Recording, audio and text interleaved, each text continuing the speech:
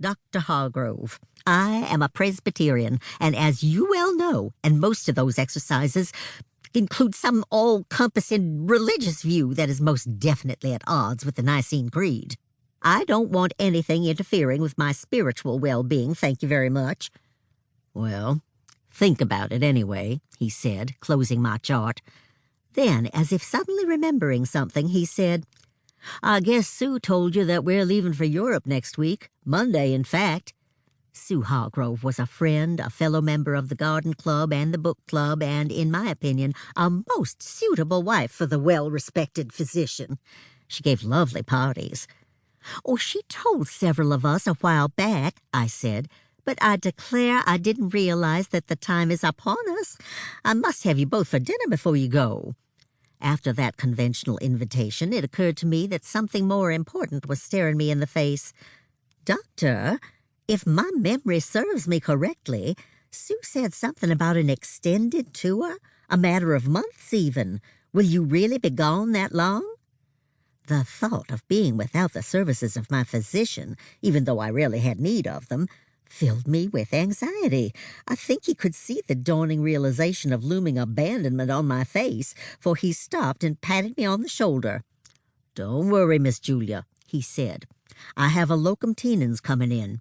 He and his family will be staying in our house, and he'll take care of my practice. He's highly qualified, a graduate of McGill in Montreal, in fact, and he's from Canada?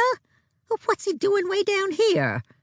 Came to his senses, I expect, Dr. Hargrove said with a wry grin. His wife's from California, so maybe she drew him south. Anyway, he'll be available just as I've always been. You won't even know I'm gone. I wasn't so sure of that.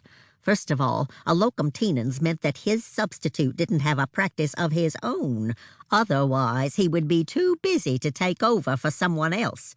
And second of all, what was the reason he didn't have a busy practice of his own? The substitute would certainly bear keeping an eye on, but all I could do at the present was thank Dr. Hargrove for seeing me, wish him happy travels, and go home, hoping none of us would require medical care while he was traipsing around Europe.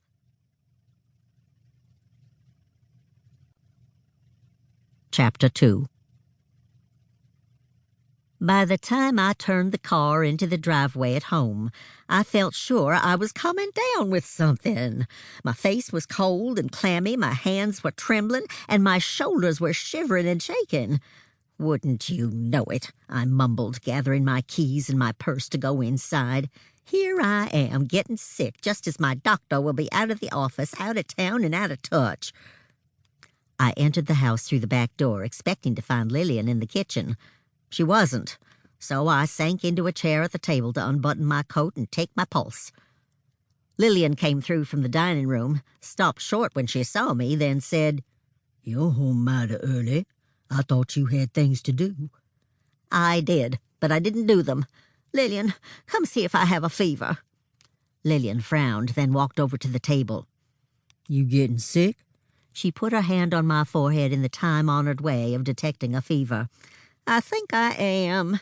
See how my hands are trembling? And I'm shaking all over, and I'm about to freeze to death. Well, she pronounced as she removed her hand, don't look like you got a fever. You just cold, Miss Julia. No wonder. It's February out there. The temperature's just barely past the freezing mark. Why don't you go sit in the library? I'll bring you some hot tea. Well, I'm not that sick, I said, getting to my feet. Obviously. So, a cup of coffee would be better. Feeling a little undone that I wasn't exhibiting more symptoms, I took myself to the library, turned up the gas fire in the fireplace, and huddled still in my coat on the Chippendale sofa. I just knew I was getting sick. The problem was that it was so slow in declaring itself. If it went the way these things usually did, I'd have a few days of feeling out of sorts. Then just as soon as Dr. Hargrove lifted off for foreign lands, it would hit me full force, and I'd have to see a doctor who practiced medicine by wandering from pillar to post filling in for others. Oh, I could just see it. I would wake up Monday morning, Dr. Hargrove's leaving day, covered with a rash, burning with a fever, and coughing my lungs out. There would be nothing for it but to call in that new doctor, who didn't stay in one place long enough to be held accountable for any mistakes he might have.